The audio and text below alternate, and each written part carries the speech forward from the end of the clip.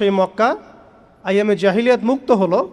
শুধু তাই নয়, সেখানে কোনো শিরক থাকলো না, কোনো রিবা থাকলো না, কোনো মাদক থাকলো না, কোনো নারীর অবমাননা থাকলো না, গোত্রীয় হানাহানি থাকলো না।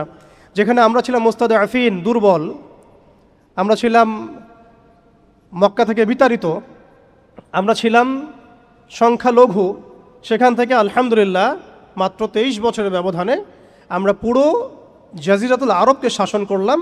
এবং সেই বেইজের উপর দাঁড়িয়ে আবু বকর, ওমর, ওসমান, আলী রাদিয়াল্লাহু আনহুম আজমাইন তারা আরও প্রায় 30 বছর ইসলামী খেলাফা বাস্তবায়ন করলেন। এমনকি তাদের বেইজের উপর দাঁড়িয়ে উমাইয়ারা শাসন করলো প্রায় 90 থেকে 95 বছর, আব্বাসীয়রা প্রায় 500 বছরের মতো। এরপরে আসলো তুর্কিরা, মাঝখানে ফাতেমিরা, আপনারা জানেন মামলুকরাও শাসন করেছে, সেলজুকরাও করেছে, অটোম্যানরাও করেছে। তো আমরা বুঝতে পারছি যে উম্মাহ এই হালতে ছিল না এখন যে হালতে আছে। এই ছোট্ট কথা থেকে আমরা বুঝতে পারলাম যে উম্মাহ একসময় বিজয়ী ছিল সব দিক থেকে, শুধু ব্যক্তিগতভাবে নয়, আধ্যাত্মিকভাবে নয়, শুধুমাত্র তাসকিয়াগত দিক থেকে নয়, শুধুমাত্র সামাজিকভাবে নয়, বরং রাজনৈতিকভাবেও।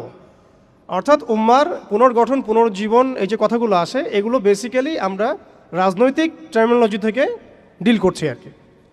আমাদের উম্মার অবস্থা সবসময় এই বিশ্বকে নেতৃত্ব প্রদানকারী অবস্থায় ছিল, যেখান থেকে আমরা এখন সরে আসছি বলে আমাদেরকে এই টপিক নির্ধারণ করতে হচ্ছে যে কিভাবে আমরা এর পুনর্গঠন করব, পুনরুজ্জীবন করব। এতটুকু আমাদের কাছে ক্লিয়ার যে আমরা এক সময় বিশ্বকে শাসন করেছি, বিশ্বকে নেতৃত্ব দিয়েছি। ব্যক্তি জীবন থেকে শুরু করে রাজনৈতিক জীবন পর্যন্ত আমরা আল্লাহ রাব্বুল আলামিন এবং তার রাসূলের প্রত্যেকটা বিধান মেনে চলেছিলাম বা মানার চেষ্টা করেছিলাম। আল্লাহ পাক আমাদেরকে সম্মানিত করেছিলেন। পৃথিবীর কোনো পরাশক্তি আমাদের সামনে টিকতে পারতো না, পৃথিবীর কোনো পরাশক্তি আমাদের সামনে টিকতে পারে নাই, না রোমানরা, না পার্সিয়ানরা, না এদিকের মাজুসিরা, আর না এই সাবকন্টিনেন্টের পৌত্তলিকরা, কেউই আমাদের সামনে দাঁড়াতে পারে নাই। তার মানে আমরা কয়েকটা দিক থেকে উম্মার বিজয়ে এই সময়টা পেরিয়ে এসেছি। একটা হচ্ছে আধ্যাত্মিক দিক। উম্মাহ এক সময় আধ্যাত্মিকভাবে এমন আলোকিত ছিল যে তাদের ঈমানের সামনে কোনো কুফর টিকতে পারতো না।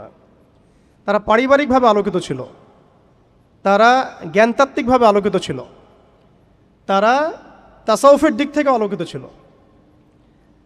তারা অর্থনৈতিক দিক থেকে অনেক শক্তিশালী ছিল, সামরিক দিক থেকে তারা অনেক শক্তিশালী ছিল। জামাবদ্ধভাবে আমরা থাকতাম, কোনো বিভক্তি ছিল না। আমাদের মধ্যে আসসাম ওয়া তাআ ছিল, আমাদের মধ্যে আমির, মামুর, বায়াত এবং ইতাআত ছিল।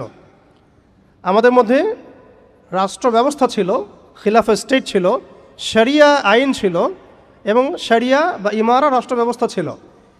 এবং আস্তে আস্তে আমরা এই বেইজের উপর দাঁড়িয়ে পর্যন্ত জয় করেছিলাম। শুধু তাই নয়, আমরা বলতে পারি যে সিন্ধু, এদিকে সিন্ধু, ওইদিকের আফ্রিকা, আফ্রিকা থেকে সিন্ধু পর্যন্ত, ওইদিকের পশ্চিমা সভ্যতা থেকে চায়না পর্যন্ত, বলা যায় পৃথিবীর 4 ভাগের 3 ভাগ আমাদের দখলে ছিল। এই ছিল উম্মার অবস্থা।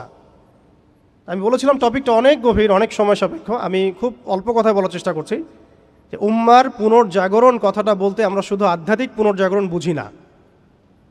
আধ্যাত্মিক পুনর্জাগরণ আমাদের অনেকের অনেক ভালো অবস্থা এখনও আছে, আলহামদুলিল্লাহ। আমাদের প্রচুর মসজিদ আছে, প্রচুর মাদ্রাসা আছে, প্রচুর তুল্লাব আছেন, প্রচুর ওলামায়ে কেরাম আছেন। আমাদের বুদ্ধিজীবীর অভাব নাই, সামরিক বাহিনীর অভাব নাই, কিন্তু আমাদের ইসলামিক স্টেটেরও অভাব নাই, নামকা বাস্তে যদিও অনেক কিছুই।